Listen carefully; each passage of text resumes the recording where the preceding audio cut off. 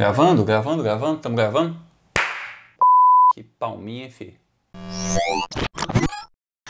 As corridas estão voltando e nesse meio de 2020 o automobilismo está servindo aí de exemplo e ao mesmo tempo de cobaia para aquilo que a gente convencionou a chamar de o novo normal. Então se liga porque a gente vai analisar aí o que cada categoria está fazendo aí na retomada e como isso está impactando em cada campeonato.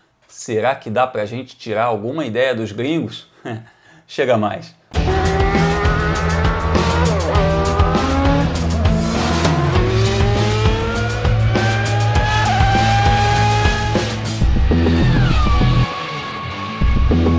Primeiro de tudo, é preciso dizer que a última vez que o esporte parou desse jeito, com Olimpíada adiada, com o futebol parando seus campeonatos, foi aí na época da Segunda Guerra Mundial, nos anos 40.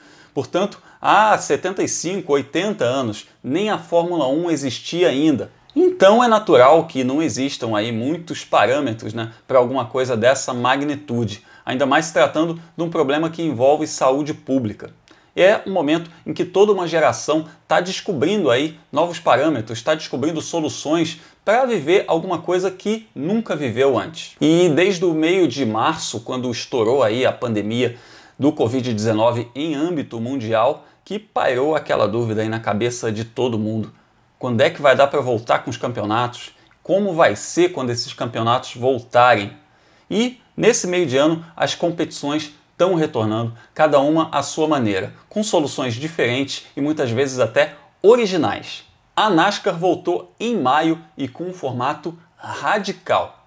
Portões fechados e sem treino classificatório, no melhor estilo americano. Sorteio grid, alinha, liga motor e larga. Sem treino livre, sem qualify, sem nada. Bom, funcionou e funcionou bem. Tanto que a categoria já está fazendo uma série de corridas e nem é mais notícia por causa disso. E sim pelas polêmicas sobre racismo que andaram rodando aí as etapas mais recentes. Veredito, o formato é viável. Tanto que na etapa de Talladega, no fim de semana passado, a NASCAR já abriu parcialmente suas arquibancadas, foi permitido ali um público de 5.000 pessoas, evidentemente respeitando diversos protocolos. É o famoso se organizar direito, todo mundo corre. A Indy também voltou com portões fechados no Texas, mas com um treino classificatório e fazendo um evento um pouco mais longo, embora também em apenas um dia. Só que a restrição ao número de pessoas presentes no autódromo, que é uma das necessidades do novo normal, causou alguns problemas para alguns competidores,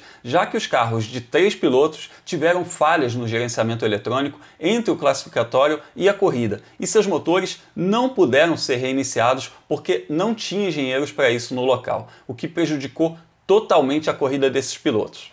Veredito, o formato ainda precisa de ajustes. Porque com menos corridas, um fator como esse, que prejudicou aí 3 competidores de peso, pode definir até os rumos do campeonato, Mas não precisa burlar a regra e colocar mais gente no autódromo. Poderia ser estudado, por exemplo, um sistema de descartes, 1 ou 2 descartes aí no campeonato, para que casos assim não punissem tanto os competidores. E com tanto tempo de paralisação, o calendário virou uma dor de cabeça para os promotores das corridas ali em todo mundo, Porque tem data que pode ser remanejada, mas tem data que também não pode ser remanejada. Tem corrida de rua que não pode receber categorias em outra data, tem pistas muito distantes com etapas consecutivas, enfim, um monte de problema. E para isso, a Fórmula 1 arrumou uma boa solução. Dividiu seu campeonato em blocos, começando evidentemente pela Europa. Enquanto negocia aí o restante da temporada, a categoria já anunciou as 8 primeiras etapas de julho a setembro. Todas as etapas no mesmo continente, com pistas próximas, incluindo aí a repetição de alguns circuitos, mas sempre em países próximos, para deslocamentos terrestres, antes de definir aí todo o seu campeonato. Quantas etapas vão haver de fato, quantos países vão conseguir receber a categoria em 2020 e por aí vai. Veredito? Bom, até o momento se revelou uma boa solução, É basicamente o que começou a ser feito nos Estados Unidos com as provas sem público, só que com eventos no formato tradicional de 3 dias. Se vai funcionar totalmente, a gente ainda não sabe, né? Porque com mais dias existem mais riscos, mas pelo menos a iniciativa de organizar aí aquilo que já podia ser realizado já foi um grande acerto da Fórmula 1, já que a categoria não sabe quando vai poder viajar de um continente para o outro, quais países estarão aí aptos a receber corridas em 2020, enfim, tem um monte de coisa aí incerta, mas a Fórmula 1 já resolveu aquilo que podia resolver. E isso, para o lado comercial, é muito positivo, porque acalma os patrocinadores, gera aí um movimento de noticiário, transmissões e tudo mais, evitando prejuízos de vários lados, né? Aquelas multas milionárias provenientes de seguros sobre contratos que não seriam cumpridos. E essas multas poderiam gerar aí prejuízos incalculáveis para diversas equipes, para emissoras de TV e até para os promotores de eventos. Então a Fórmula 1 realizando suas corridas mesmo parcialmente, ela já acalma o mercado, já faz com que muita gente deixe de perder dinheiro e preserva também aí a saúde financeira a longo prazo da categoria. Na mesma linha do que a Fórmula 1 está fazendo, a MotoGP também ainda está formatando o seu calendário. E além de divulgar parte dele, caprichou na repetição das praças, né? Na Fórmula 1 até agora são 2 praças que estão recebendo aí corridas, mais de uma corrida, né? São 8 corridas confirmadas e 6 praças. Então Silverstone e Spielberg vão ter mais de uma corrida nesse calendário provisório alternativo aí que a Fórmula 1 já divulgou. Lembrando que foram 7 corridas canceladas em relação ao calendário original, então tem a corrida para ser reposta. Só que a MotoGP está fazendo isso de maneira mais intensa, né? Até agora já confirmou 13 corridas, mais em 8 pistas, né? A gente vai ter 2 corridas em Jerez, 2 em Spielberg, 2 em Misano, 2 em Aragão e 2 em Valência, né? Outra coisa que a gente observa é que vai ser praticamente um espanholão de moto velocidade, né? 7 das 13 corridas vão ser em solo espanhol. Bom, pelo menos isso é um reflexo do que já acontece naturalmente, habitualmente, já que a Espanha tem 4 pistas no calendário aí na sua configuração original. Veredito?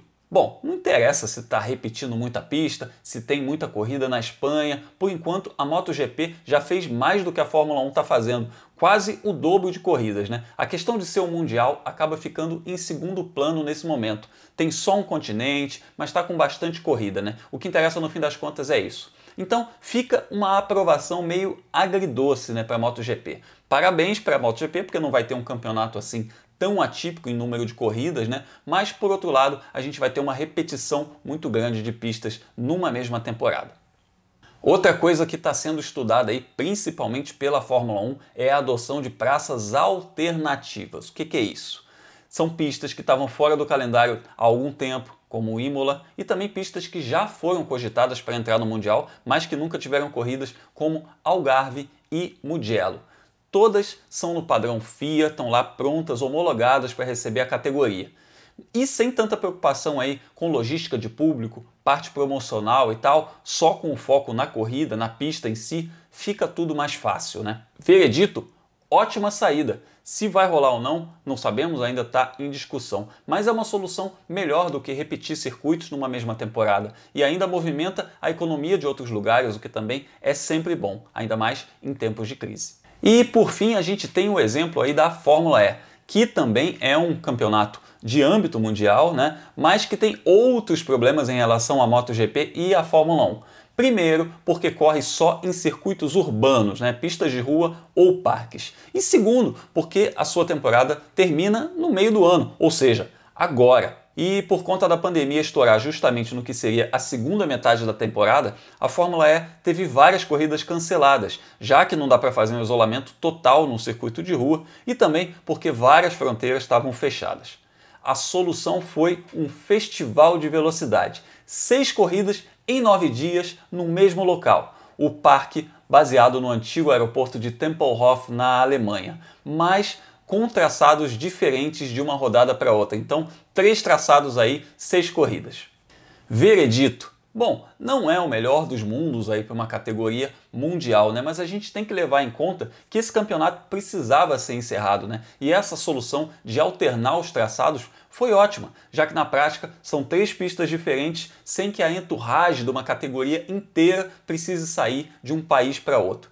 Ponto para a criatividade da Fórmula E, a categoria aí de motores elétricos, que vai salvar sua temporada com uma maneira bem digna.